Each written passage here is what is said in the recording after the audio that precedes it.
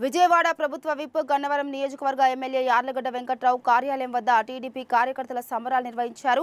గతంలో అధికారాన్ని అడ్డుపెట్టుకుని వైకాపా నేతలు ప్రజలను భయభ్రాంతులకు గురి చేశారని తెదేపా ఎమ్మెల్యే యార్లగడ్డ వెంకట్రావు అన్నారు. గన్నవరం మాజీ ఎమ్మెల్యే వల్లభనేని వంశీ అరెస్టు నేపథ్యంలో తెదేపా కేంద్ర కార్యాలయంలో నిర్వహించిన మీడియా సమావేశంలో యార్లగడ్డ వెంకట్రావు మాట్లాడారు. నోటుకొచ్చినట్లు మాట్లాడితే ఊరుకుంటారా?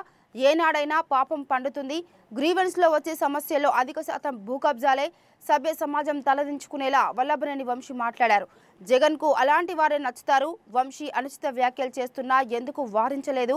ఇకనైనా జగన్ తన వైఖరిని మార్చుకోవాలి. వైకాపా నేతలు గన్నవరంలో భూములు కబ్జా చేశారు. ఎవరైనా చట్టానికి అనుగుణంగా నడుచుకోవాలని వెంకట్రావు అన్నారు.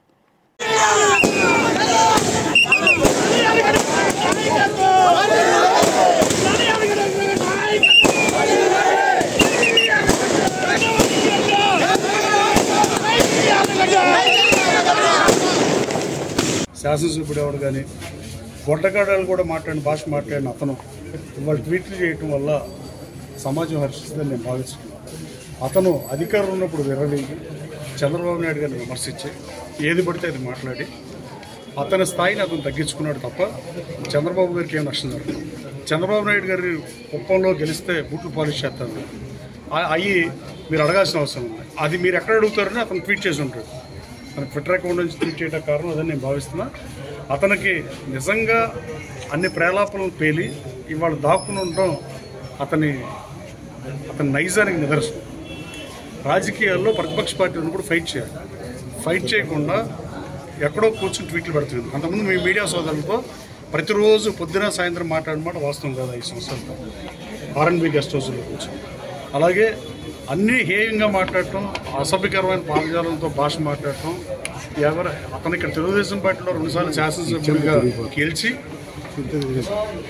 చంద్రబాబు నాయుడు గారు ఇవాళ గెలిపించలేకపోయారని చెబుతారు. ఆ గెలిపించినప్పుడు ఆయన గెలిపించాడు, ఇతను గెలిచాడు. మొన్నదాకా తన సొంత బలం మీద గెలిచానని చెప్పిన పరిస్థితి. మరి మొన్న ఓడిపోయినప్పుడు ఎలా ఓడిపోయాడు? గుడివాడ ప్రజలు కూడా నిన్ను చేదరించుకుని నిన్ను 53,000 ఓట్ల తేడాతో ఓడించారంటేనే వాళ్ళు గోరి కట్టింది. నువ్వు ఇంకా చంద్రబాబు నాయుడు గారిని మాట్లాడటం, చంద్రబాబు నాయుడు గారి గురించి మాట్లాడటం హేయమైన చర్యలు ఉంటే నీ భాష హేయం, నీ మనస్తత్వం హేయం. నువ్వు అన్నం పెడితే సున్నం పెడతావు.